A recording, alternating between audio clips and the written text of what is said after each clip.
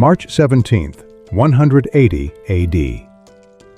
A cold wind rattles the leather flaps of a command tent in Vindobona, on the frozen edge of the Danube. Inside, the most powerful man in the Mediterranean world, Marcus Aurelius, draws his final breath, and with him, the golden age of Rome exhales its last. On that very same day, 7,000 miles to the east, the sun sets over the lacquered roofs of Luoyang. Emperor Ling of Han sits upon a throne of jade, surrounded not by generals or philosophers, but by a shadow cabinet of eunuchs who trade provincial governorships for bags of silk and silver. Two worlds, separated by the vastness of the Eurasian steppe, are reaching the limits of their endurance. They do not know of each other's existence, yet they are dying of the same disease. The 2nd century was the zenith of human organization. To be a Roman was to belong to an empire that stretched from the rainy crags of Scotland to the burning sands of the Sahara. To be a subject of the Han was to be a part of a celestial order that commanded the labor of 50 million souls and the flow of the great river.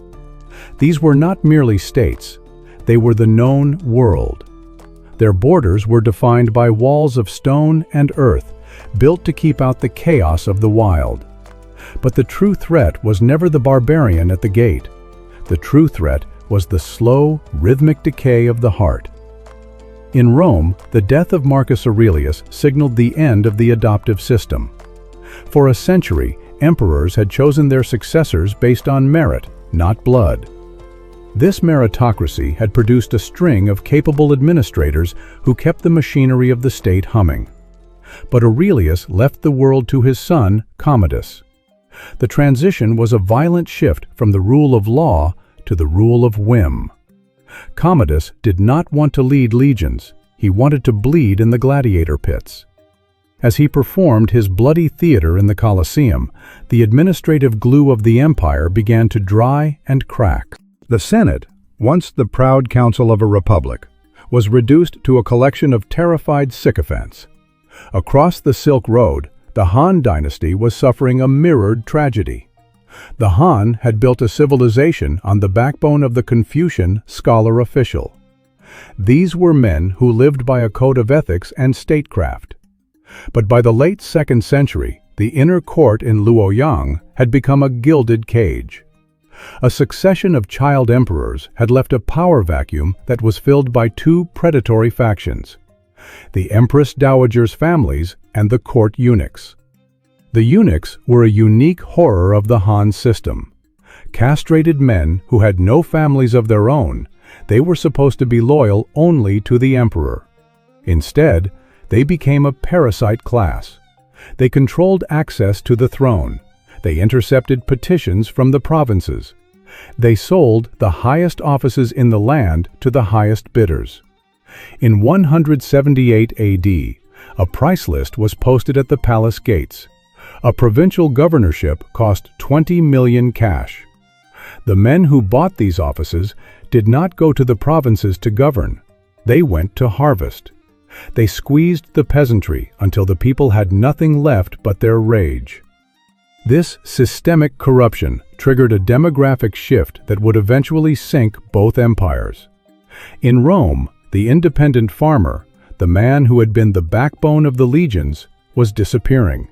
Huge agricultural estates called latifundia, worked by gangs of slaves, swallowed the countryside. The free Roman citizen was driven into the cities, becoming part of a restless, hungry urban proletariat that required bread and circuses to remain quiet. The state was becoming a top-heavy structure supported by a hollowed-out base. In China, the process was strikingly similar. Great landed families used their influence at court to avoid taxes, shifting the entire financial burden of the empire onto the smallholders. When the floods of the Yellow River came, or the locusts descended, these peasants had no reserves. They fled their ancestral lands, becoming wandering refugees or debt slaves to the local gentry. The Han government, blinded by the infighting in Luoyang, lost its grip on the census. When you lose the census, you lose the tax base. When you lose the tax base, you lose the ability to pay the soldiers who guard the wall. Then came the invisible killer. The Silk Road, the great artery of wealth that connected these two giants, became a highway for pestilence. Modern historians believe it was smallpox or measles. In the West, it was the Antonine Plague. It decimated the Roman legions and emptied the cities. At its height, 2,000 people died in Rome every single day. The tax revenues plummeted just as the Germanic tribes began to sense weakness along the Rhine and Danube. In the East, the plague was seen as a cosmic omen. In the Han worldview, the emperor ruled by the mandate of heaven. If the emperor was virtuous, the seasons were regular and the people were healthy. If the emperor was corrupt, the earth shook and disease spread. The plague was proof that the Han had lost their divine right to rule. Secret societies began to form in the back rooms of taverns and the mud-caked villages. Men with yellow scarves tied around their heads began to whisper of a new era. They didn't want to reform the Han, they wanted to bury it. By the year 190 AD, both empires were standing on a precipice. They were overextended, their treasuries were leaking, and their leadership was a carousel of the incompetent and the insane. The infrastructure remained, the roads were still paved, the palaces still stood, but the spirit that had animated these stones was gone. The bureaucracy had become a weight rather than a support. In Rome, the military began to realize that they, not the Senate, were the true kingmakers. The Praetorian Guard, the elite bodyguards of the emperor, actually put the Roman Empire up for auction, selling the throne to the highest bidder, Didius Julianus. It was a moment of supreme humiliation that signaled the total collapse of civic virtue. The purple robe of the emperor was no longer a sacred garment. It was a target.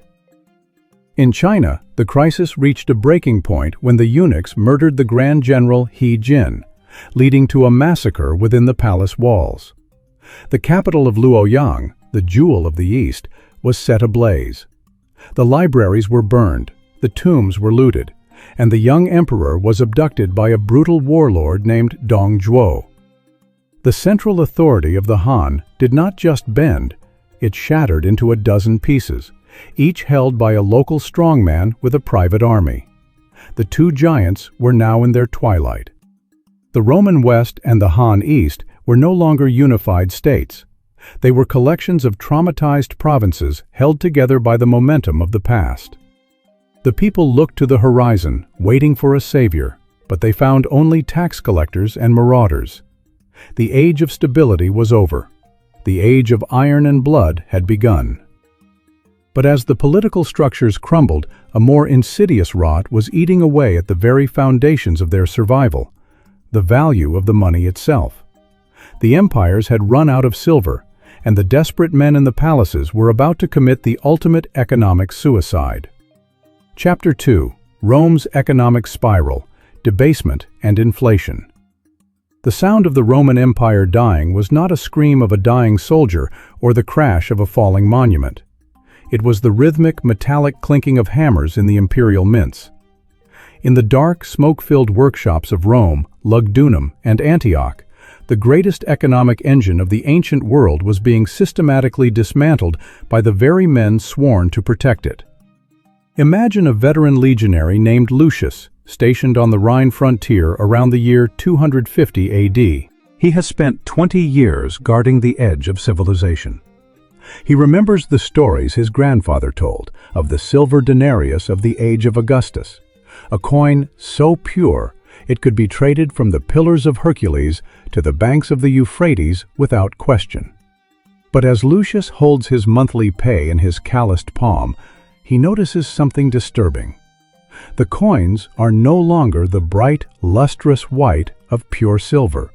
They have a dull, grayish tint. If he rubs one against a stone, the thin silver wash flakes away like dead skin, revealing a core of cheap red copper. This was the debasement. It was a slow-motion suicide. The Roman economy was built on a simple, brutal logic: expansion. For centuries, the empire had functioned like a massive, predatory organism. It moved into new territories, looted their treasuries, enslaved their populations, and used that wealth to pay the legions and build the infrastructure of peace. But by the middle of the 2nd century, the frontiers had hardened. There were no more rich kingdoms like Egypt or Dacia left to swallow. The flow of easy gold and silver stopped, but the costs of empire did not. The bureaucracy was growing. The grain dole for the Roman poor was a permanent drain. Most importantly, the army was getting more expensive. To keep the soldiers loyal in an era of constant civil war, emperors had to keep raising their pay. Septimius Severus, a hard-bitten general who seized the throne in 193 AD, gave his sons a single piece of advice on his deathbed: enrich the soldiers and scorn all other men. It was a recipe for bankruptcy. When an emperor needed to pay a 10% raise to 30 legions but had no new silver coming in from the mines, he faced a choice: raise taxes on a population already squeezed to the limit, or cheat. They chose to cheat. They began to mix copper and lead into the silver vats. Under Augustus, the denarius was roughly 95% pure silver. By the time of Marcus Aurelius, it was about 75%. By the middle of the 3rd century, the silver content had plummeted to less than 5%. The Roman state was essentially running a massive, empire-wide counterfeit operation. The result was a phenomenon that the ancient world did not fully understand but felt with agonizing intensity: hyperinflation. When the number of coins in circulation increases but the actual value of those coins decreases, prices do not just rise, they explode. A measure of wheat that cost half a denarius in the golden age of the 1st century began to cost hundreds, then thousands. In the marketplaces of Alexandria and Rome, the air was thick with the smell of panic. Merchants, realizing the money they were being handed was worthless junk, began to hide their goods. They refused to sell for coin. They wanted gold, or they wanted to barter. The complex, interconnected trade network that allowed a Spaniard to drink wine from Italy and a Briton to wear silk from the East began to seize up. The gears of the world were grinding against one another without the oil of a stable currency. The middle class, the backbone of Roman civic life, was the first to be crushed. In the cities, the local elites known as curiales were traditionally responsible for collecting taxes and funding public works like baths and theaters. The imperial government, desperate for revenue, made these men personally liable for any shortfall in tax collection. As inflation wiped out their savings and the peasantry became too poor to pay, these once proud families were driven into destitution. They fled their ancestral homes, abandoning the cities they had spent centuries building. This triggered a great flight. The wealthy elite retreated to their massive country estates, the latifundia. These were not just farms. They were becoming fortified, self-sufficient kingdoms. They grew their own food, made their own clothes, and raised their own private guards. They stopped relying on the Roman market and, more importantly, they stopped paying into the Roman system. This was the beginning of the end for the Roman city. The vibrant urban civilization of the Mediterranean was being replaced by a fragmented world of isolated manors. While the rich hid behind their walls, the poor were pushed to the edge of the abyss. Small farmers, unable to pay their taxes in worthless coin, were forced to give up their land. They became coloni, tenant farmers tied to the soil of the great estates. They were legally free, but in reality, they were the precursors to the medieval serf. The social contract was breaking. The Roman state was no longer a protector, it was a predator. In 301 AD, the Emperor Diocletian attempted to stop the bleeding with a stroke of a pen. He issued the Edict on Maximum Prices, a massive document that set a legal ceiling on the price of over 1,000 goods and services, from a head of cabbage to the wages of a lawyer.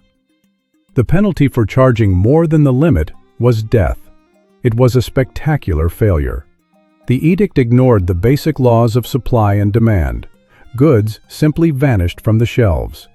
The black market became the only market. Diocletian's attempt to fix the economy through state terror only proved how powerless the central government had become. The empire was forced to revert to a primitive economy. Because the currency was virtually worthless, the state began to collect taxes in kind. Instead of coins, the tax collector demanded bags of grain, jars of oil, and bolts of cloth. The Roman bureaucracy, once a sophisticated machine of ledgers and accounts, became a literal caravan of wagons hauling physical goods across crumbling roads. This economic collapse did more than just ruin families. It destroyed the Roman identity. The sense of belonging to a vast, unified world vanished when you could no longer trust the coin in your pocket or the merchant in the next town. The empire was becoming a collection of islands, separated by a sea of poverty and inflation. The most dangerous consequence, however, was military. The legions were the only thing standing between the civilized world and the vast, hungry tribes of the north. But a soldier who is paid in worthless copper is a soldier who will not fight. He is a soldier who will look for other ways to feed his family. He will look for a leader who can provide him with land, food, and security, regardless of whether that leader is a Roman or a barbarian. The Roman state had hollowed itself out from the inside. It had traded its integrity for a few more years of military pay, and in doing so, it had lost the ability to sustain a professional army of its own citizens. The treasury was empty, the markets were silent, and the soldiers were restless. To keep the borders from collapsing, the emperors were about to make a deal that would change the face of Europe forever. The gates were being opened, not by force, but by a desperate need for cheap labor and cheaper blood. Chapter 3.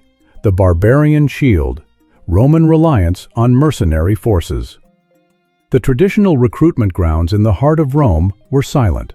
The marble halls where young men once clamored to join the legions, driven by the promise of land and the glory of the eagle, were now haunted by the echoes of a vanishing era. The Roman citizen, once the iron foundation of the state, had become a ghost in his own military. In the 3rd and 4th centuries, the traditional Italian citizen soldier of the early Republic was a distant memory, increasingly supplemented by foreign mercenaries. The men in the cities were too soft, pampered by the grain dole, and distracted by the games. The men in the countryside were too few, bound to the soil as serfs or hiding in the forests to escape the tax collector. Rome faced a terrifying paradox. Its borders were longer than ever, under assault from a migrating world in motion, yet its own people had lost the will to fight. The solution was as pragmatic as it was fatal. If the Romans would not bleed for Rome, the empire would hire those who would. The transition began at the edges, where the line between Roman and barbarian had always been a porous membrane. For centuries, Rome had used auxiliary troops, non-citizens who earned their citizenship through 25 years of service. But these men were always led by Roman officers, trained in Roman tactics and integrated into the Roman soul. By the late 3rd century, this system of integration collapsed. The empire stopped trying to turn foreigners into Romans. Instead, it began to hire entire tribes, intact with their own kings, their own languages, and their own loyalties. These were the foederati. They were the federated allies, the barbarian shield. The deal was simple and born of desperation.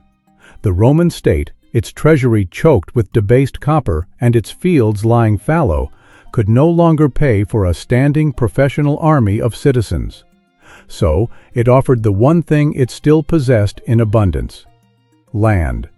Germanic tribes like the Goths, the Franks, and the Alemanni were fleeing westward, pushed by the terrifying pressure of the Huns emerging from the Eurasian steppe. They didn't want to destroy Rome, they wanted to be inside it. They wanted the warmth of its hearths and the security of its walls. The emperors, looking at their empty barracks, made a pact with the devil. They allowed these warrior nations to cross the Rhine and the Danube, granting them vast tracts of imperial territory. In exchange, these tribes would act as a buffer, a living wall of meat and iron to keep out the next wave of invaders. Imagine a Roman senator standing on the walls of a provincial city in Gaul. Below him, he sees an army. They are tall, long-haired men clad in furs and heavy mail, carrying round shields and long, hacking swords. They do not march in the disciplined, rhythmic cadence of the old legions. They shout in a tongue that sounds like the grinding of stones. They do not swear an oath to the Senate and the people of Rome. They swear an oath to their chieftain, a man who wears a Roman general's cloak but carries the soul of a forest king. This was the new face of Roman defense. The Roman army was being barbarized from the inside out.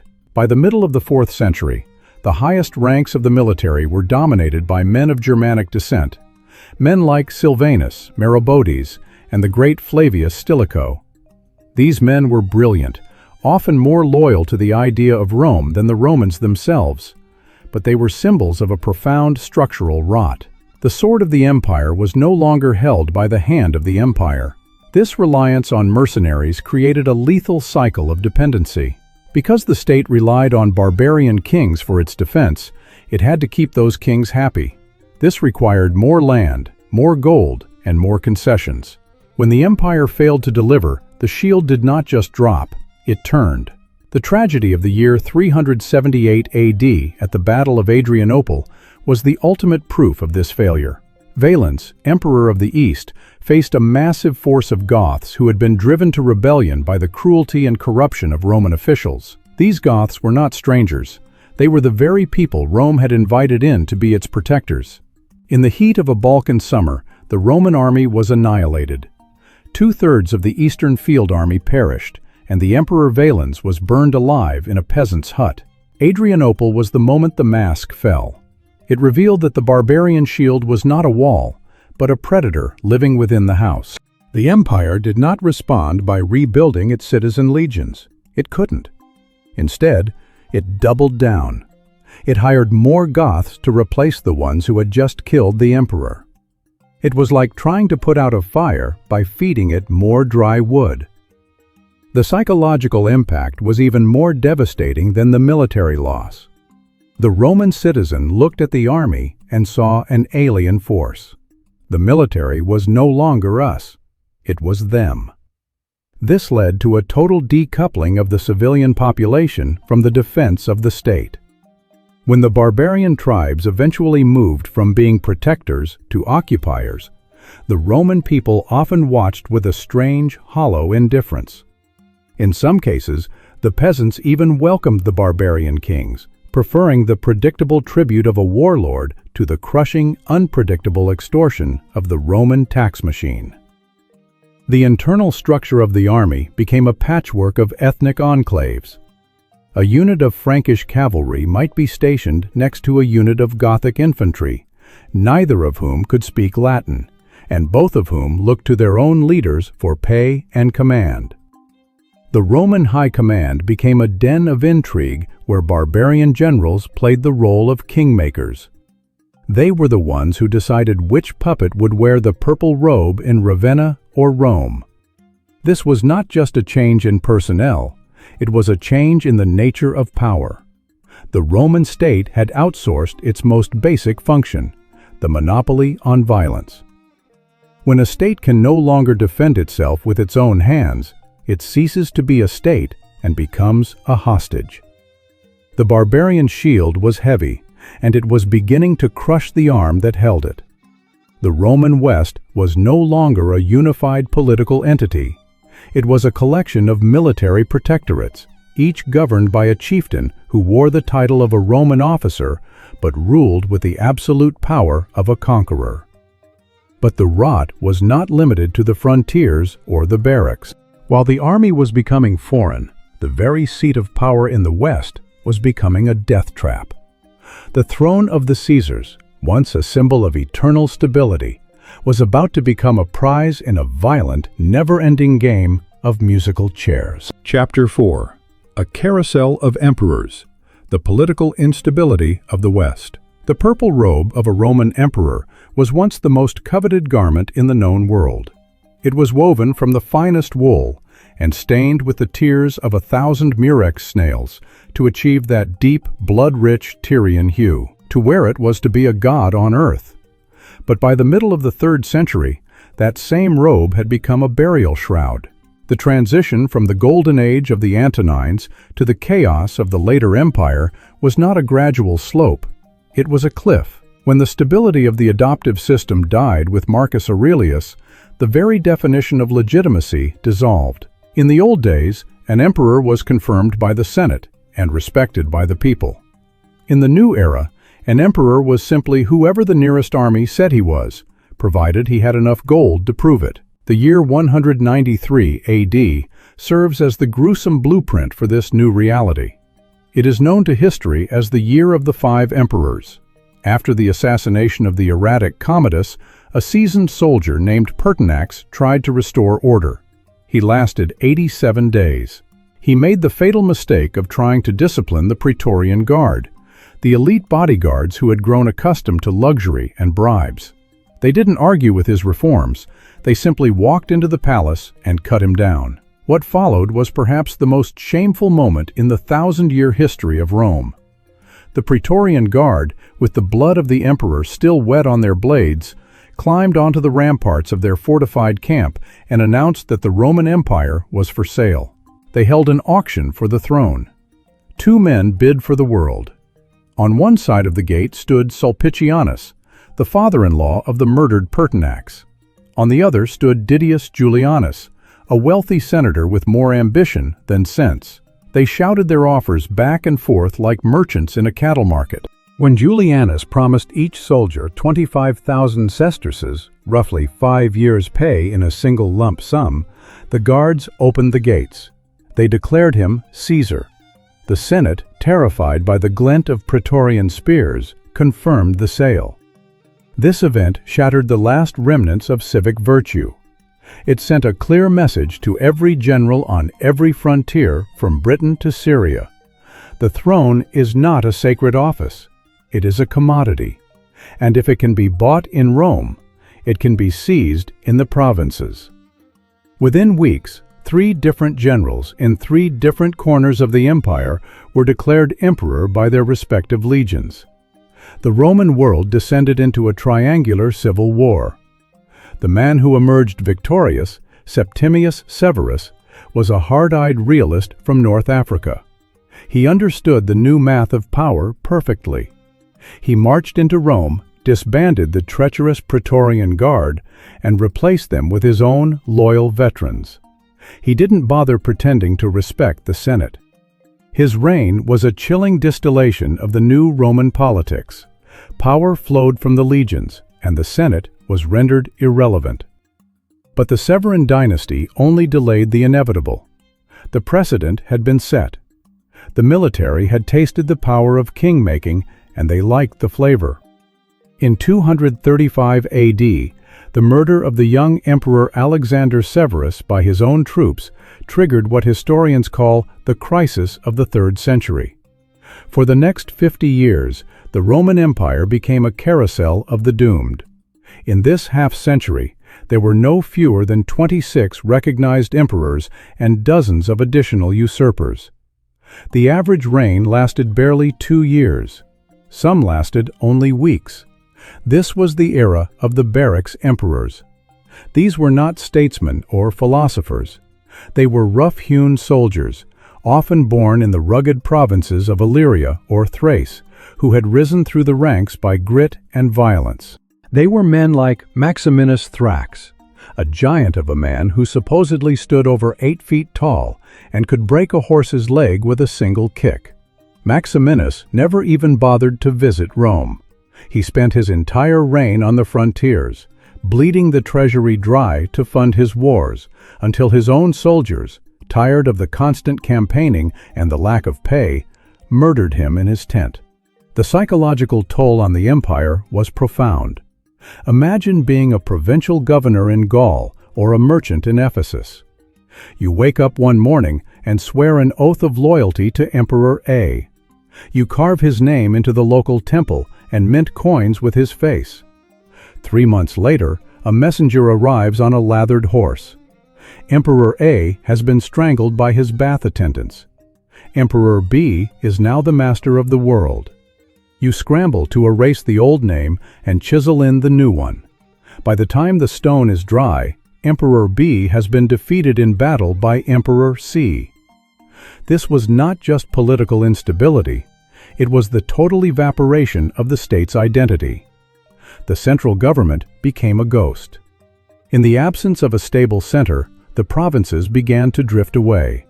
For a time, the empire actually split into 3 pieces: the Gallic Empire in the west, the Palmyrene Empire in the east, and a hollowed-out Roman core in the middle. Every time an emperor was killed, the machinery of the state ground to a halt. Each new claimant had to secure his position with a donative, a massive cash bribe to the troops. To find this money, they debased the currency even further, fueling the inflation that was already starving the peasantry. They seized the property of the wealthy, turning the elite against the throne. They pulled legions away from the borders to fight their internal rivals, leaving the gates wide open for the Germanic tribes to pour through. The emperor was no longer a shepherd, he was a target. Of the dozens of men who wore the purple during this crisis, only 2 or 3 died of natural causes. The rest were assassinated, killed in battle, or executed by their successors. The throne had become a death sentence. When Diocletian finally ended the chaos in 284 AD, he realized that the empire was too large and too volatile for one man to govern. He split it into 4 pieces, a system called the Tetrarchy. But this was merely a temporary bandage. By dividing the administration, he inadvertently accelerated the cultural and political divorce between the Greek-speaking East and the Latin-speaking West. By the 5th century, the Western Roman emperor had been reduced to a pathetic figurehead. The real power sat in the hands of the Magister Militum, the master of soldiers.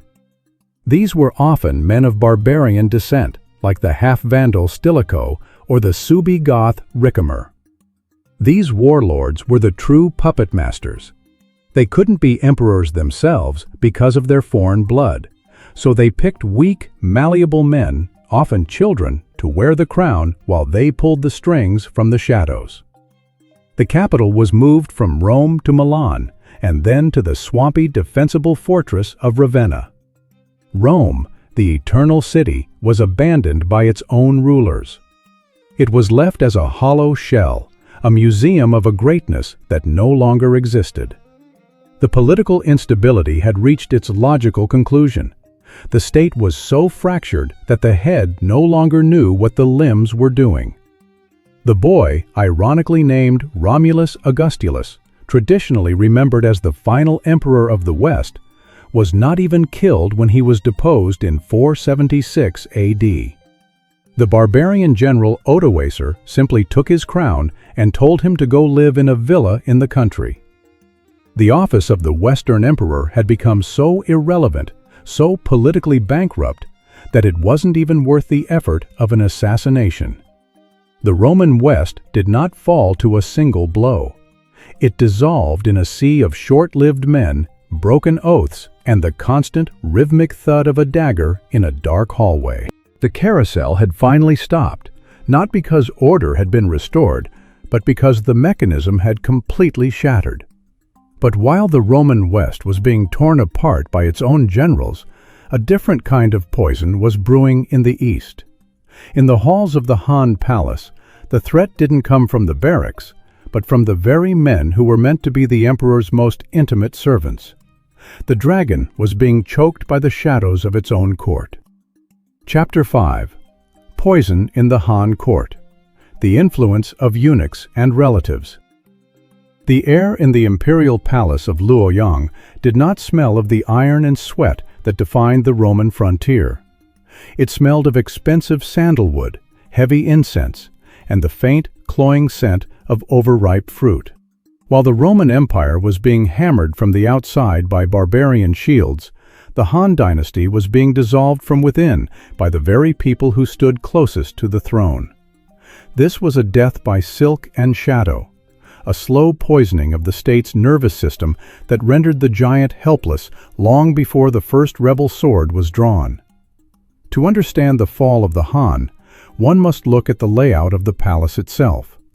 There was an invisible, lethal line drawn between the outer court, where the scholar officials and ministers debated policy, and the inner court, the private world of the emperor, his wives, and his servants. By the 2nd century AD, the emperor had become a prisoner of his own sanctuary. The tragedy began with a biological fluke.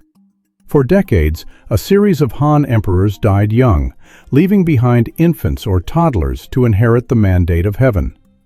When a child sits on a throne, he cannot rule. Power naturally gravitates toward the person holding his hand. In the Han system, this was the Empress Dowager. Imagine a young woman suddenly elevated to the position of supreme regent. She is surrounded by a sea of ambitious men and ancient protocols. Naturally, she turns to the only people she can trust, her own blood. This was the rise of the consort clans, the relatives of the empress. These men, brothers and fathers of the dowager, were granted the highest titles in the land. They became the regents, the generals, and the masters of the bureaucracy. They did not hold power because of merit or wisdom, but because of a marriage bed. One of the most notorious of these was Liang Ji. For 20 years, he dominated the Han court like a predator. He was a man who reportedly had the face of an owl and the shoulders of a wolf. He didn't just govern, he plundered. He treated the imperial treasury as his private purse, amassing a fortune so vast it was said to rival the state's own wealth. When a young emperor, showing a spark of early defiance, dared to call Liang Ji an arrogant general to his face, the boy was dead within days, poisoned by a bowl of medicated soup. But the consort clans were only half of the poison. As these boy emperors grew into teenagers, they looked around their gilded cages and realized they were puppets. They wanted their power back. But who could they turn to? The high officials were too far away, bound by rigid Confucian ethics. The soldiers were outside the walls. The only people the emperor saw every day, the people who bathed him, fed him, and whispered to him in the dark, were the eunuchs. These were men who had been castrated as boys, often by desperate families seeking a way into the palace service. They were seen by the Confucian elite as subhuman, as broken vessels of greed. Because they could not have children of their own, they were supposed to be the perfect, loyal servants, with no family interests to compete with the throne. But the opposite happened. Deprived of a future, the eunuchs became obsessed with the present. They hungered for wealth and influence with a ferocity that terrified the traditional nobility. The palace became a battlefield of two shadows. On one side, the arrogant relatives of the empress. On the other, the secretive, vengeful eunuchs. In 159 AD, the young Emperor Huan decided he had had enough of the Liang family's suffocating grip. He met in secret with 5 of his most trusted eunuchs in a palace latrine, the only place they could be sure Liang Ji's spies were not listening. They swore a blood oath. That night, the eunuchs led a contingent of the imperial guard to Liang Ji's mansion. They surrounded the house, and the arrogant general, seeing the game was up, took his own life. His entire clan was wiped out. For a brief moment, the emperor was free. But the price of that freedom was catastrophic. To reward the eunuchs who had helped him, the emperor gave them titles, land, and unprecedented political power. The eunuchs were no longer just servants. They were the masters of the gate. Nothing reached the emperor's eyes or ears without their approval. This created a market for corruption unlike anything the ancient world had seen. If you wanted to be a provincial governor, you didn't need a record of good service. you needed to bribe a eunuch. If you were a general who had won a battle, you had to pay a kickback to the palace attendants, or they would whisper to the emperor that you were planning a rebellion. The bureaucracy, the pride of the Han civilization, began to rot. The men who had spent their lives studying the classics, the scholars who believed in the moral duty of the state, were horrified. They began to speak out. This was the movement of the pure critique. Students from the Imperial University and honest officials began to name names, denouncing the eunuchs as pests and parasites. The eunuchs did not debate. They struck. In a series of purges known as the partisan prohibitions, the eunuchs convinced the emperor that these scholars were forming a secret society to overthrow him. Hundreds of the empire's best minds were arrested, tortured, and executed. Thousands more were banned from holding office for life. The state was effectively lobotomizing itself. It was cutting out its own brain, removing the very men who knew how to manage the dikes of the Yellow River, how to collect taxes fairly, and how to maintain the grain stores. While the eunuchs and the consort clans were strangling each other in the corridors of Luoyang, the rest of the empire was falling into a coma. The central government stopped functioning. In the provinces, the local elites saw that the capital was a madhouse. They stopped sending tax revenue. They stopped following orders. They began to build their own private armies, realizing that if the emperor couldn't protect them from bandits or famine, they would have to protect themselves. The common people, the millions of farmers who were the true backbone of the Han, were the ones who paid the ultimate price. As the irrigation systems fell into disrepair because the local officials were too busy bribing eunuchs, the floods came. When the floods were followed by locusts and plague, there was no imperial relief. The grain stores were empty, sold off by corrupt administrators. The peasants looked toward the capital and saw not a divine protector, but a black hole that swallowed their sons for the army and their crops for taxes, giving nothing in return. They began to listen to new voices. They began to listen to mystics and healers who told them that the Han had lost the mandate of heaven. They were told that the blue sky was dead and that a yellow sky was about to rise. The poison in the court had finally reached the blood of the people. The eunuchs and the relatives had spent so long fighting over the steering wheel of the ship of state that they hadn't noticed the ship was heading straight for a massive, jagged reef. Deep in the countryside, a man named Zhang Ju was gathering followers, promising a new world for those the empire had abandoned. The dragon was no longer just sick. It was about to be set on fire. Chapter 6. Heaven's Mandate Lost. Peasant Uprisings and the Yellow Turban Rebellion. The ground in the North China Plain did not simply crack from the heat. It seemed to exhale the despair of a dying world. By the year 180 AD, the rhythmic cycle of the seasons, which had governed Chinese life for millennia, had fallen into a terrifying dissonance. The Yellow River, often called the Mother of China, had become its executioner. Repeated, catastrophic floods breached the dikes that the corrupt and distracted Han court had failed to maintain. When the water receded, it left behind a thick, suffocating silt that choked the life out of the crops. Then came the locusts, clouds of them so dense they blotted out the sun, leaving nothing but the stalks of dead dreams.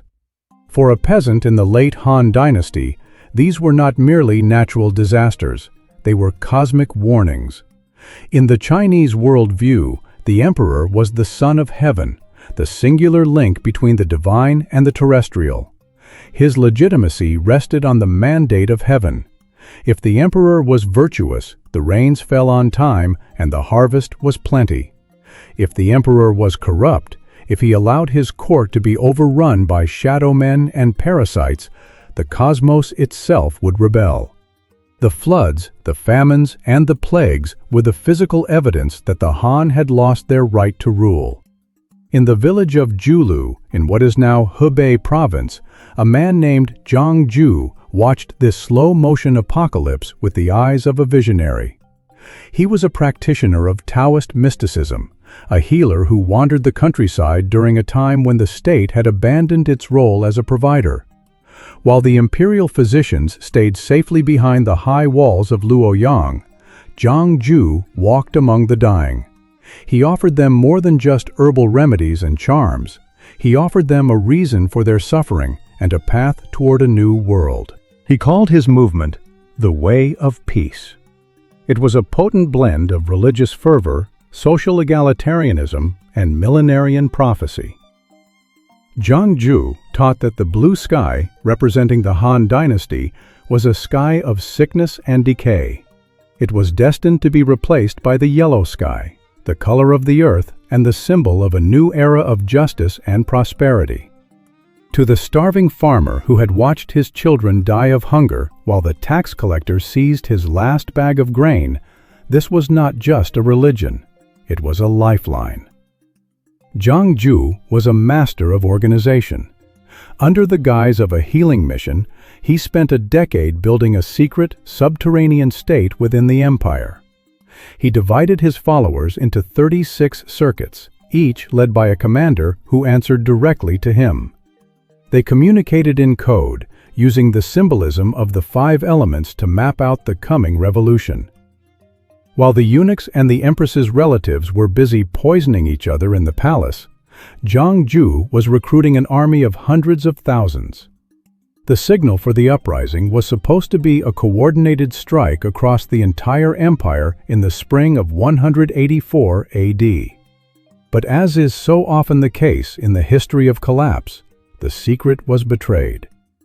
A defector informed the court of the plot, and the imperial authorities began a frantic, bloody purge of the capital, executing anyone suspected of ties to the Way of Peace.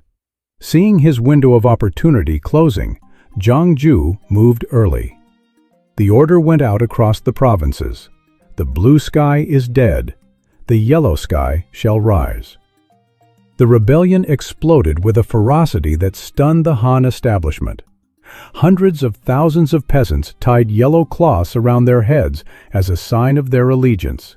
These were the Yellow Turbans. They were not a professional army. They were a tidal wave of human misery. They carried rusted farm tools, sharpened bamboo poles, and whatever weapons they could strip from the bodies of the local guards. They were fueled by a desperate, ecstatic belief that they were the instruments of heaven's will. Imagine the scene in a provincial capital. The local magistrate, a man who has spent his career navigating the intricate bureaucracy of the Han, looks out from his balcony. He sees a sea of yellow moving toward the city walls. These are the same people he has taxed into oblivion, the same families he has ignored during the famines. Now they are not begging for grain. They are coming for his head. The city gates are breached not by siege engines, but by the sheer weight of bodies. The government offices are torched. The tax records, the instruments of their enslavement, are burned in great bonfires that light up the night sky. The Yellow Turban Rebellion was not a localized riot. It was a total breakdown of the social contract. In the first few months, the rebels seized dozens of major cities and overran entire commanderies. The central government in Luoyang was paralyzed by a panic that bordered on the hysterical. The imperial army, withered by years of neglect and corruption, was incapable of dealing with a threat of this scale. It was at this moment that the Han court made the decision that would ultimately end the dynasty. Realizing that the central military could not be everywhere at once, the emperor issued an edict granting unprecedented powers to provincial governors and local elites. He authorized them to raise their own private armies, to collect their own taxes to fund those armies, and to act with total autonomy to suppress the rebellion in their regions. In the short term, the strategy worked. The local lords had everything to lose. If the Yellow Turbans succeeded, the landowning elite would be wiped out. Men of ambition and talent, many of whom had been sidelined by the court purges, saw this as their chance for glory. This was the moment that the names that would define the coming centuries first emerged from the smoke of the burning countryside. Cao Cao, a brilliant and ruthless strategist. Liu Bei, a man of humble origins who claimed imperial blood. And Sun Jian, the tiger of the south. These warlords did not fight with the clumsy desperation of the peasants. They led disciplined, professional forces. The war turned into a series of brutal massacres. The Yellow Turbans, for all their religious zeal, were no match for the tactical brilliance of the landed gentry's armies. Zhang Ju died of illness early in the conflict, and his brothers were eventually hunted down and executed. The main body of the rebellion was broken within a year, but the embers continued to smolder for decades. The cost of this victory was the empire itself. The Han government had traded its sovereignty for its survival.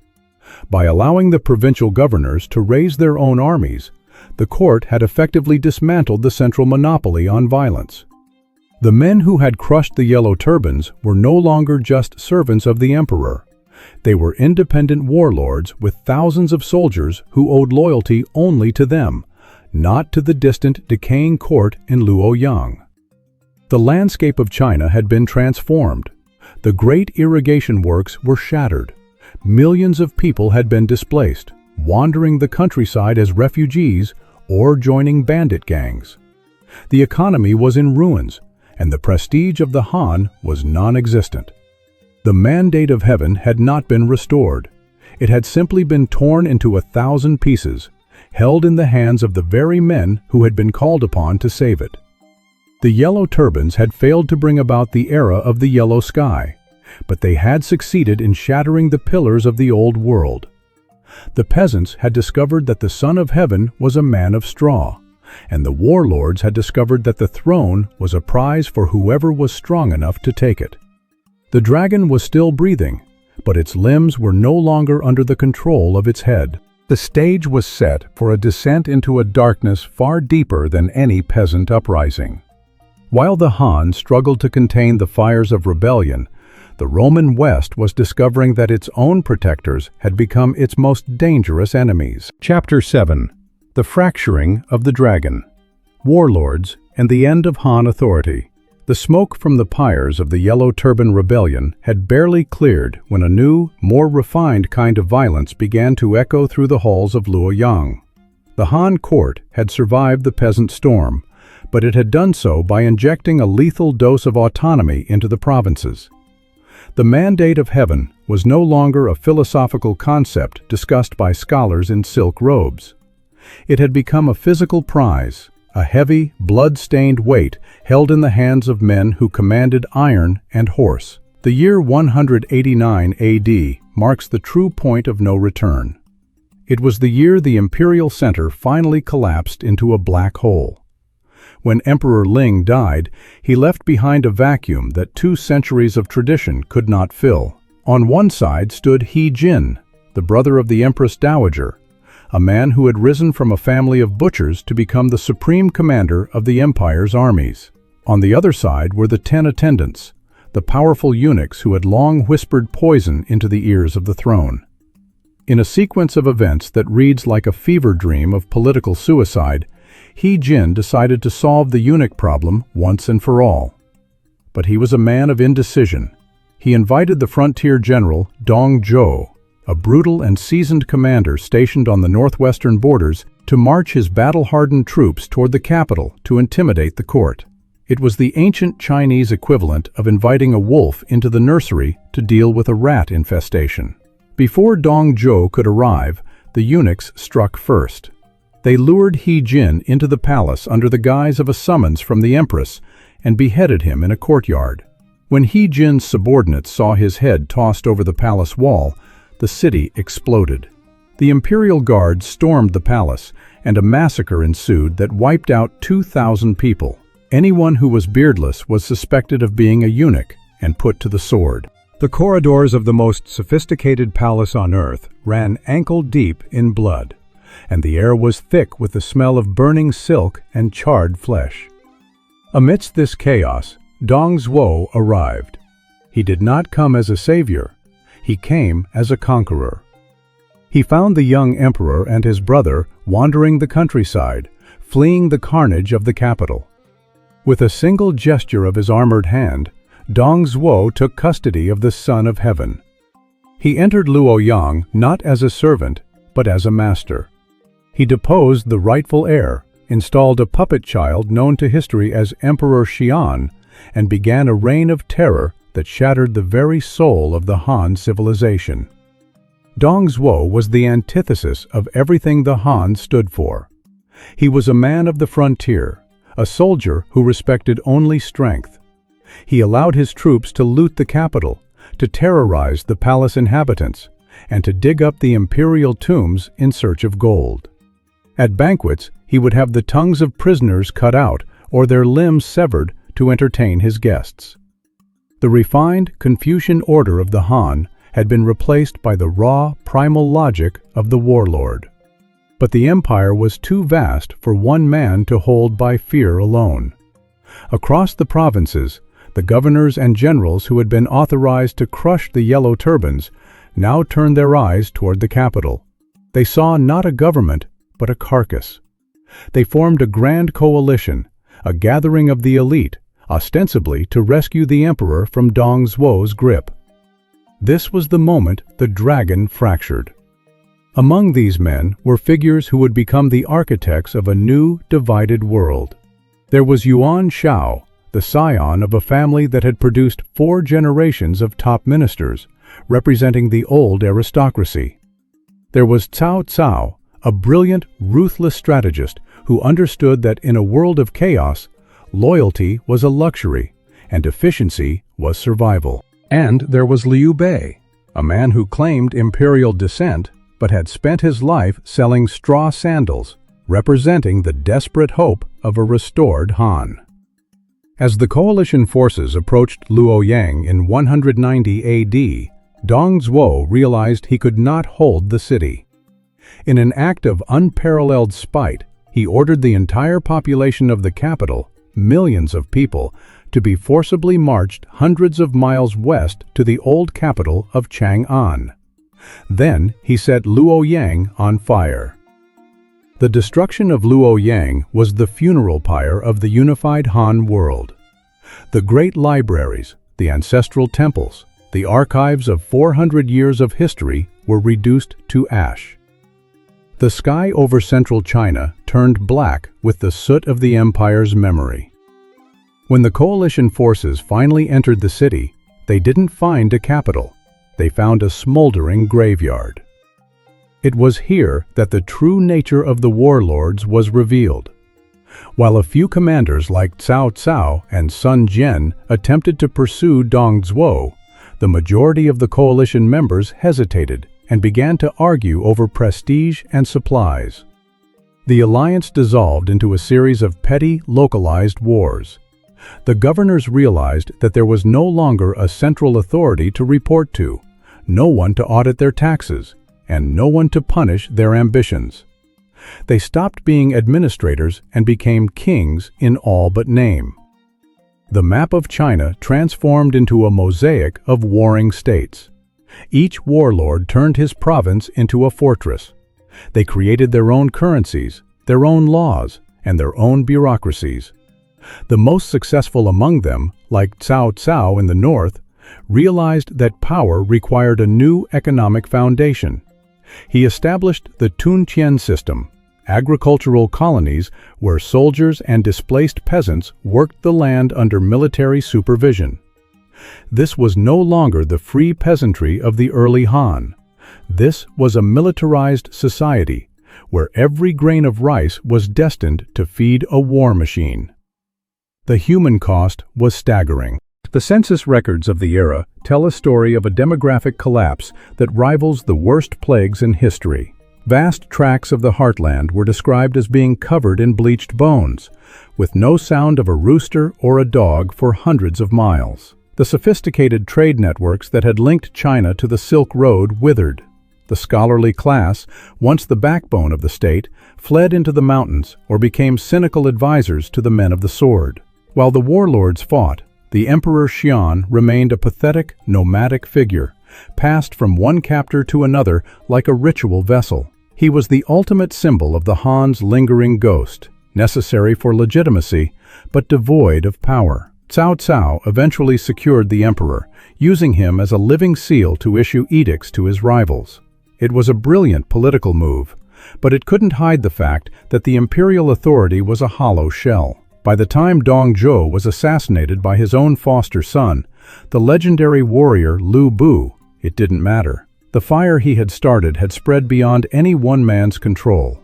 The fracturing was not just political, it was structural. The local elites, the powerful families who owned the land, had realized that they were the true masters of the countryside. They built fortified manors and raised private militias, creating a feudal landscape that would take centuries to fully dismantle. Yet, even as the dragon was being torn apart, a strange phenomenon began to emerge. Unlike the Roman West, where the fading of the center led to the birth of entirely new identities, Franks, Goths, Saxons, the Chinese warlords never stopped calling themselves Chinese. Even as they slaughtered each other's armies, they used the same language, cited the same classics, and claimed to be the true defenders of the same imperial idea. They were fighting over who would wear the crown, not whether the crown should exist.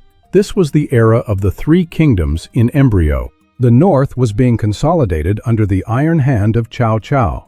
The south, protected by the massive barrier of the Yangtze River, was falling under the control of the Sun family. And in the west, the rugged mountains of Shu were becoming a bastion for those who still dreamed of a Han restoration. The central government had died in the flames of Luoyang, but the ghost of the unified state continued to haunt the warlords. They were trapped in a cycle of total war, driven by the belief that there could only be one sun in the sky. The fragmentation was complete, but the hunger for reunification remained a terminal illness that would keep the land in a state of constant, bloody motion for generations. The Han Dynasty did not end with a sudden invasion, even if its final breath was sealed by a single document of abdication. It ended when the men who were supposed to be its pillars realized they were stronger than the roof they supported. The dragon was no longer a single entity. It was a collection of scales, each sharp enough to draw blood from the others. The world of the Han had become a world of the blade, where the only law was the reach of a general's spear, and the only peace was the silence of the grave. But as the Chinese heartland bled, a different kind of silence was falling over the villas of Roman Gaul and the streets of the Eternal City. The Roman world was not just fracturing into pieces, it was forgetting how to be one. The two greatest empires the world had ever seen were both standing on the edge of the abyss. But while one sought to claw its way back to the top, the other was about to let go of the ledge entirely. Chapter 8. Divergent Destinies. The Permanent Shattering of the Roman World. The silence that fell over the western provinces of the Roman Empire in the late 5th century was not the peaceful quiet of a sleeping giant. It was the hollow, terrifying silence of a house whose inhabitants have simply stopped caring. While the Chinese heartland was a cauldron of violent motion, with warlords desperately clawing at each other to reclaim the singular title of emperor, the Roman West was undergoing a far more profound and permanent transformation. It was not just losing its leaders, it was losing the very idea of itself. If you stood on the walls of a city like Trier or Lyon in the year 476, you wouldn't see a sudden, cataclysmic explosion. You would see a slow, gray dissolution. The Roman roads, once the straight and narrow arteries of a global superpower, were beginning to crack. Grass pushed through the paving stones. The imperial post, the lightning-fast messenger system that had once allowed a Caesar to hear of a rebellion in Britain within days, had ceased to function. The world was shrinking. The horizon was closing in. To understand why Rome shattered forever while China would eventually pull itself back together, we must look at the fundamental difference in how their bones were knit. In China, The collapse of the Han was a struggle for the driver's seat of a single vehicle. In Rome, the vehicle itself was being stripped for parts. The economic heart of the Western Empire had been stopped by a single, devastating blow that occurred far from the city of Rome. In 439, the Vandals, a Germanic people who had migrated across Europe and into Africa, captured Carthage. This was the Roman equivalent of a terminal stroke. For centuries, North Africa had been the breadbasket and the treasury of the West. It provided the grain that fed the Roman masses and the tax revenue that paid the legions. When Carthage fell, the Western emperor lost his pulse. Without the wealth of Africa, the imperial court at Ravenna could no longer afford to be an empire. They could not pay the bureaucrats who kept the records. They could not pay the engineers who maintained the aqueducts. Most importantly, they could not pay the soldiers. The Roman army in the West effectively evaporated, replaced by a patchwork of barbarian mercenaries who were settled on Roman land in exchange for service. These men were not Roman citizens dreaming of a triumph in the Forum. They were Gothic, Frankish, and Vandal warriors who owed loyalty to their own tribal kings. The Roman state was no longer a provider of security. It was a ghost. Imagine a Roman landowner in Gaul, perhaps a man named Marcus. His family has lived on this estate for 6 generations. He reads Virgil, he wears a toga, and he considers himself a pillar of the Mediterranean world. But the tax collector hasn't visited in years. The local Roman garrison has vanished, replaced by a band of Burgundian warriors who have moved into the next valley. When bandits attack his villa, Marcus doesn't call the governor in the distant city. He goes to the Burgundian chieftain. He offers him grain, wine, and a portion of his land in exchange for protection. In that moment, the Roman Empire died in Marcus's heart. He was no longer a citizen of a global state. He was a local man making a local deal for survival. This was the birth of the Middle Ages. The public authority of the state was being privatized. Power was no longer something that flowed from a golden throne in a capital city. It was something held by the man with the sharpest sword in the immediate vicinity. This process was irreversible because, unlike in China, the Roman elite began to find that they didn't actually need the empire to survive. In the Han world, a scholar official's entire identity and status were tied to the imperial bureaucracy. If the empire died, he was nothing. But the Roman aristocrats discovered they could maintain their wealth and their local prestige by collaborating with the new Germanic kings. They traded their togas for trousers and their Roman titles for positions in barbarian courts. The cultural glue was also dissolving. In China, the written language remained a unifying force. A man in the far south could read the same characters as a man in the north, even if they spoke different dialects. This shared script kept the dream of a single China alive through the darkest centuries. But in the Roman West, Latin was fracturing. As the schools closed and the trade routes were severed, the Latin spoken in Spain began to drift away from the Latin spoken in Gaul or Italy.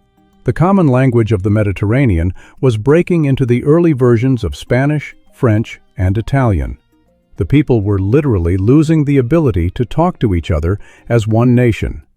The city of Rome itself became a tragic museum of what had once been.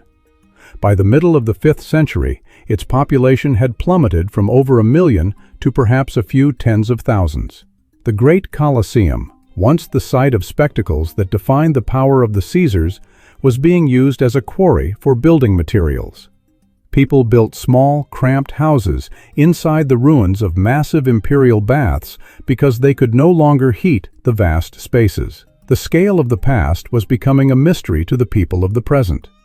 They looked at the massive stone arches and believed they were the work of giants, not their own ancestors. When the final Western emperor was quietly deposed in 476, the event was so unremarkable that many people in the provinces didn't even notice. Odoacer didn't try to become the new Roman emperor. He didn't want to lead a unified Mediterranean state. He compelled the Roman Senate to send the imperial regalia, the crown and the purple cloak, back to the Eastern Emperor in Constantinople with a message. The West no longer needs an emperor. One is enough for the world. Odoacer styled himself the King of Italy. The Franks took Gaul. The Visigoths took Spain. The Vandals took Africa. The map of the Western world was no longer a single, majestic wash of Roman red. It was a shattered stained glass window of competing kingdoms. This was the divergent destiny. In the East, the Han Dynasty had left behind a blueprint for a centralized state that every warlord felt compelled to rebuild. They saw fragmentation as a temporary disease. But in the West, the Roman blueprint was being burned to keep the new barbarian kings warm. The structures of the Roman world, the professional army, the complex tax system, the centralized law, were too heavy for the fractured, localized economies of the 5th century to support. The Roman world didn't just break, it lost the tools to fix itself. The professional civil servant was increasingly forced to serve the illiterate warrior. The gold coin was replaced by the barter of cows and grain. The global citizen was replaced by the village peasant who would never travel more than 10 miles from the place of his birth. The Western Roman Empire had become a memory, a haunting legend of a golden age when the world was one. But as the darkness of the early Middle Ages settled over Europe, the people didn't look for a new Caesar to reunite the lands. They looked to a different kind of power. They looked to the Church, which was the only institution that still spoke the old language and kept the old records. But the Church was interested in the kingdom of heaven, not the kingdom of earth. The permanent shattering of the Roman world created the modern map of Europe, a collection of distinct nations, languages, and identities that would never again be unified under a single secular ruler. The dream of Rome would occasionally be revived by men like Charlemagne or Napoleon, but it would always be a pale imitation, a ghost summoned from a tomb that had been sealed for centuries. But while the Roman West accepted its fragmentation as the new reality, across the world, the fractured pieces of the Chinese dragon were beginning to vibrate with a strange magnetic pull. The warlords of the three kingdoms and the dynasties that followed them were discovering that the ghost of the Han was more than just a memory. It was an obsession. The Roman world had found peace in its pieces, but the Chinese world was finding that its pieces could not rest until they were once again a whole. The question that remains is why? Why did the Chinese mind refuse the independence that the European mind embraced? The answer lay not in the strength of their walls, but in the invisible ink of their culture. Chapter 9. The Cultural Glue. Why China returns to a unified core. The Roman world had found a strange, fractured piece in its dissolution. But for the people of the former Han territories, the absence of a single emperor was felt like a missing limb. It was a phantom pain that throbbed through every village and every mountain pass. In the West, the collapse of the center was seen as a release, a return to local identities that felt more natural than the distant, heavy hand of Rome. But in the East, fragmentation was viewed as a cosmic sickness, a temporary aberration that had to be cured at any cost. To understand why China always returns to its center while Europe remains a collection of neighbors, we must look past the armies and the walls. We must look at the invisible architecture of the mind. Imagine a scholar named Lu, living in a small, fortified town in the Yangtze Valley during the height of the Three Kingdoms period. Outside the walls, the world is a nightmare of shifting alliances and scorched earth. The Han Dynasty is gone, replaced by three rival courts that each claim to be the true successor. Lu has every reason to abandon the old ways. He could offer his services to a local warlord as a mere tax collector, or he could flee into the mountains to live as a hermit. But Lu does something else. Every morning, he sits at a small wooden desk and unrolls a silk scroll. He brushes ink onto the surface, copying the characters of the Analects of Confucius. These characters are the same ones his grandfather studied, and his grandfather before him. When Lu writes the character for loyalty, or the character for heaven, he is not just recording a sound. He is engaging with a concept that is identical across the entire geography of the Chinese world. This was the first layer of the cultural glue, the Chinese script. In the Roman West, the Latin language was a phonetic tool. As the central schools collapsed, the way people spoke began to change. Latin drifted into dialects, and those dialects eventually became the early forms of French, Italian, and Spanish. A man in Paris could no longer understand a man in Madrid. The linguistic bridge had collapsed, and with it, the shared identity of the Mediterranean. But the Chinese characters were logograms. They represented ideas, not sounds. A person in the north might pronounce the word for mountain as shan, while a person in the south might say it differently. But when they both wrote the character, they saw the same three-peaked image. The written language was a silent, unbreakable tether that held the civilization together even when the political state was in ruins. It meant that the history, the laws, and the philosophy of the Han remained accessible to everyone. The past was never a foreign country. It was a library that everyone still held the key to. This shared language supported the second layer of the glue, the scholar-gentry class. In Rome, the elite were landowners who, once the empire fell, became local lords or bishops. Their power became rooted in their specific soil. In China, the elite were the Shi, the educated officials. Their entire identity, their social status, and their sense of purpose were tied to the existence of a centralized, bureaucratic state. A scholar like Lu did not want to be a local lord. He wanted to be a minister to an emperor. Without a unified empire, the scholar gentry were a class without a function. They were the architects of a building that had been torn down, and they spent every waking hour trying to convince the warlords to rebuild it.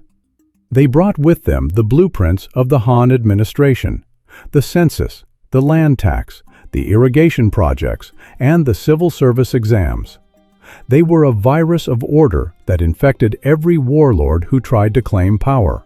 Whenever a northern tribal leader or a southern general seized a piece of territory, he inevitably found that he could not rule it without the scholars. And the scholars would only serve him if he adopted the trappings of a Chinese emperor.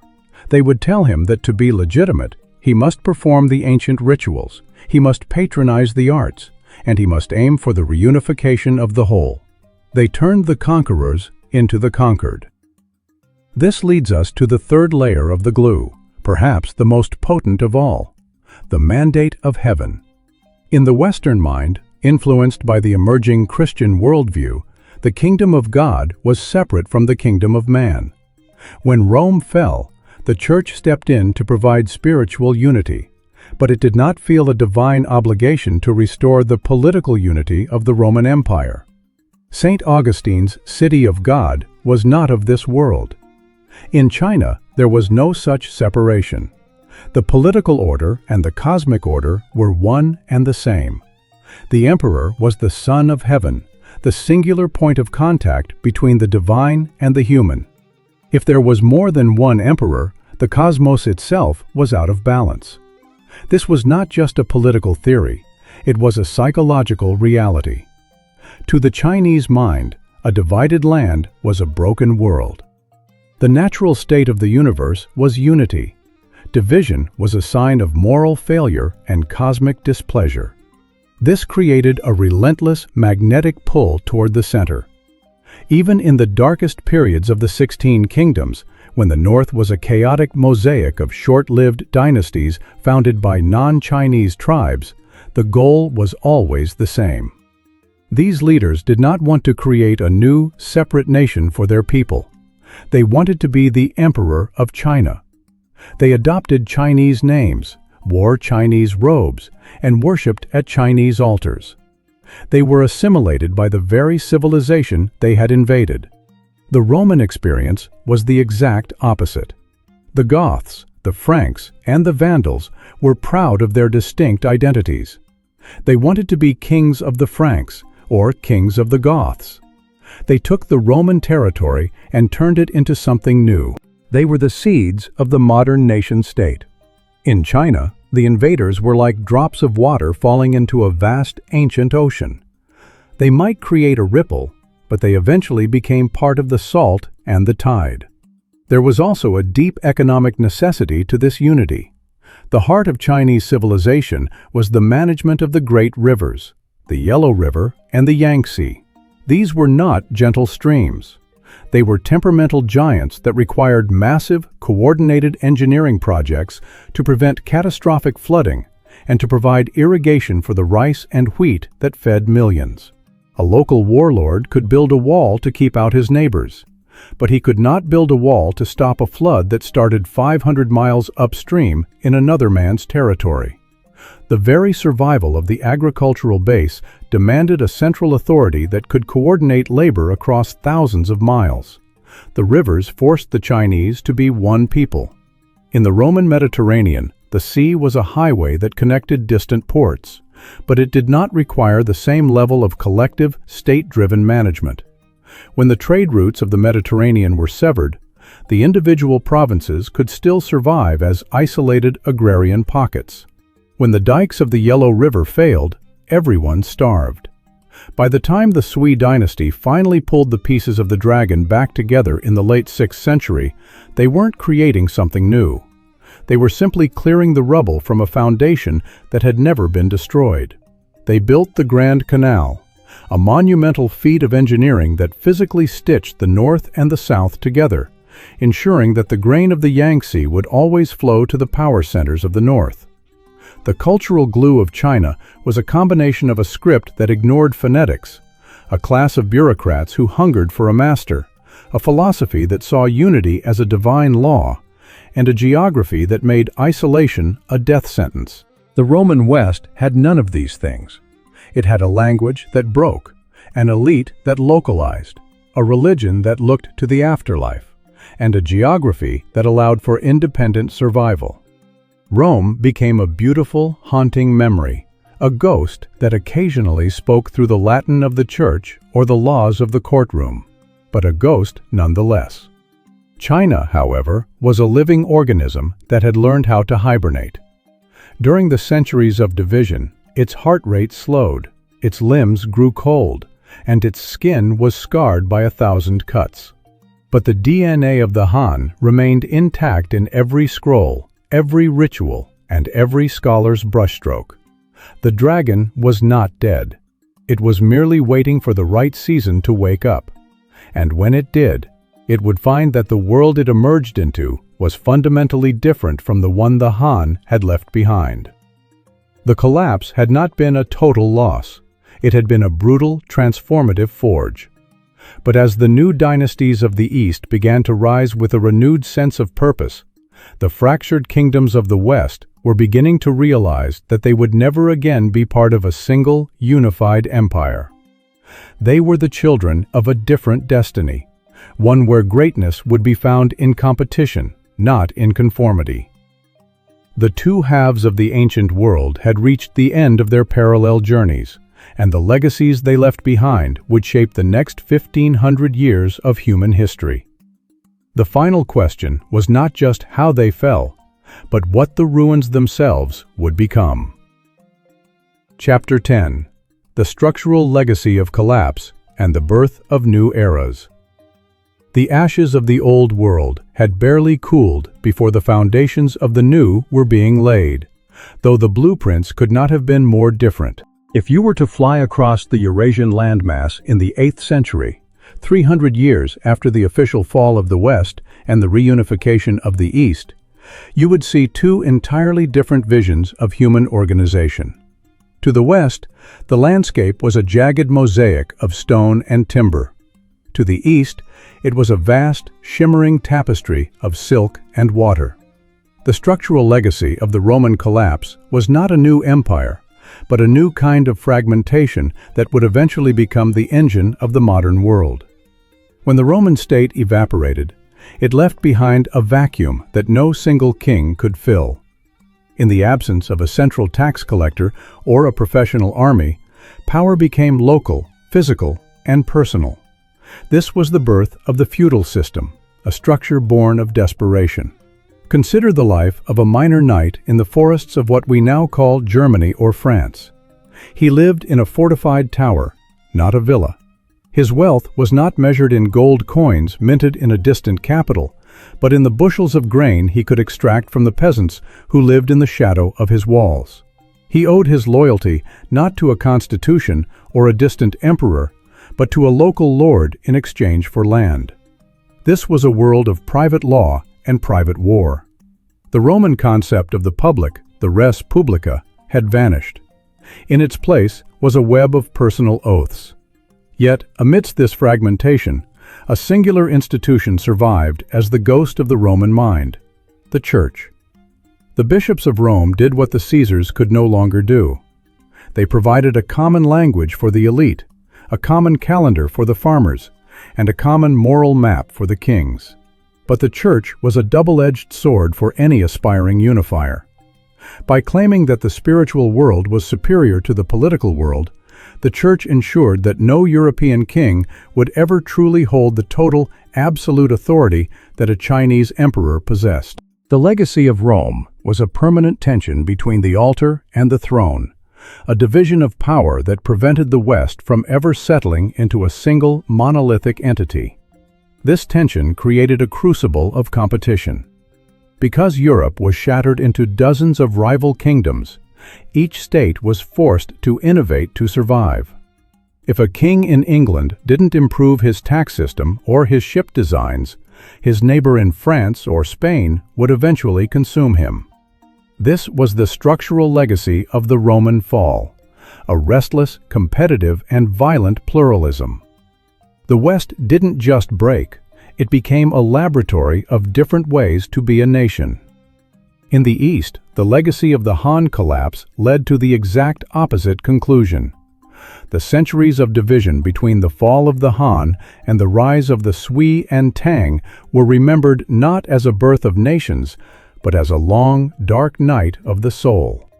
When the Sui dynasty finally reunified the land in 589 AD, they didn't just restore the old borders, they perfected the machinery of the state to ensure that such a collapse could never happen again. The structural legacy of the Han was the perfection of the meritocratic bureaucracy. While European lords were passing down their titles through blood and iron, the Tang dynasty was refining the imperial examination system. A boy born in a remote village could, through years of grueling study of the classics, sit for an exam in the capital and become a powerful official. This meant that the smartest and most ambitious men in the empire were always working for the state, not against it.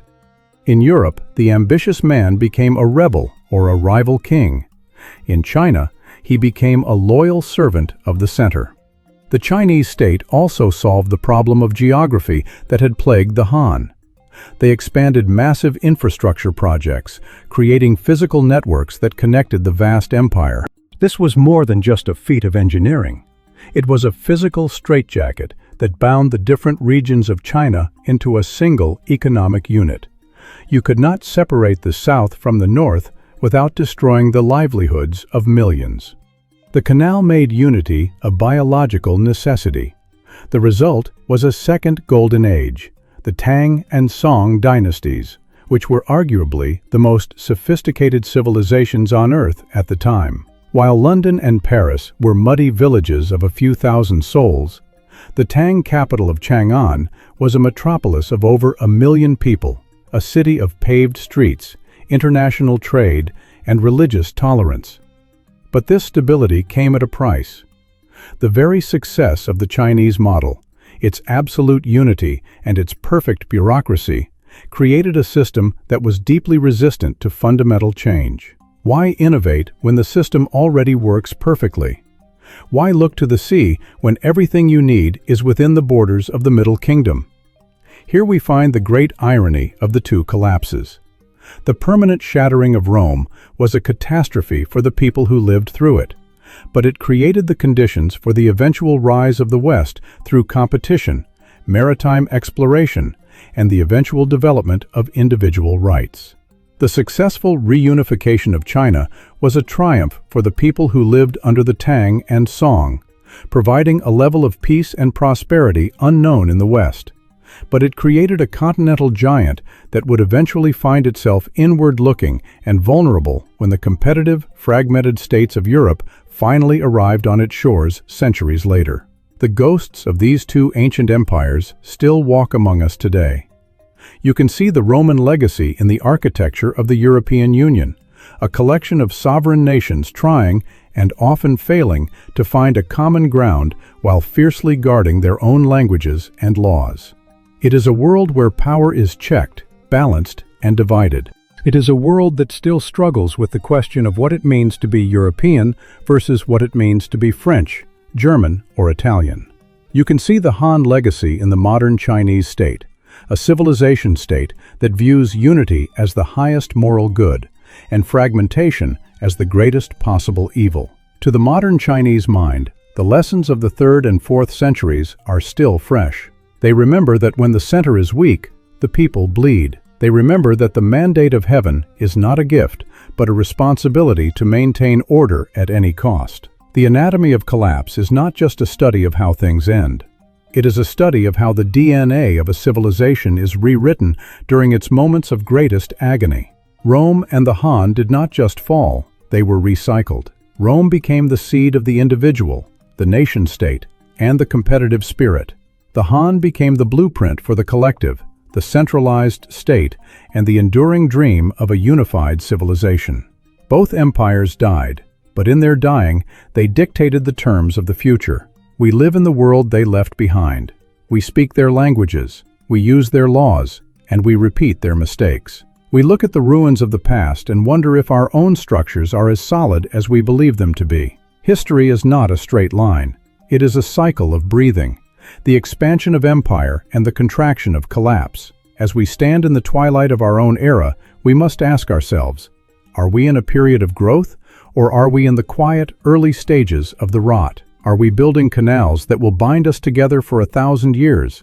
Or are we retreating into our own fortified towers, watching the roads turn to grass? The stones of the Colosseum and the bricks of the Great Wall have no voices, but they speak to us in the language of time. They tell us that greatness is fragile. They tell us that the difference between a golden age and a dark age is often just a few decades of bad decisions, a bit of inflation, and a loss of faith in the shared story that holds a people together. The story of Rome and the Han is a warning, but it is also a testament to the resilience of the human spirit. Even in the wreckage of the greatest empires the world has ever known, something new, something vibrant, and something unexpected always manages to grow. If you have found value in this deep dive into the ghosts of our past, consider joining our journey through the corridors of time. History is the only map we have for the future. Subscribe to stay informed, share this narrative with those who seek to understand the patterns of power, and leave a comment below. Which legacy do you believe is more relevant to our world today? The competitive fragmentation of the West, or the unified stability of the East?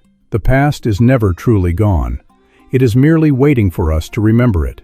Thank you for watching, and stay curious, for the next chapter of history is always being written, often by those who were brave enough to learn from the last one.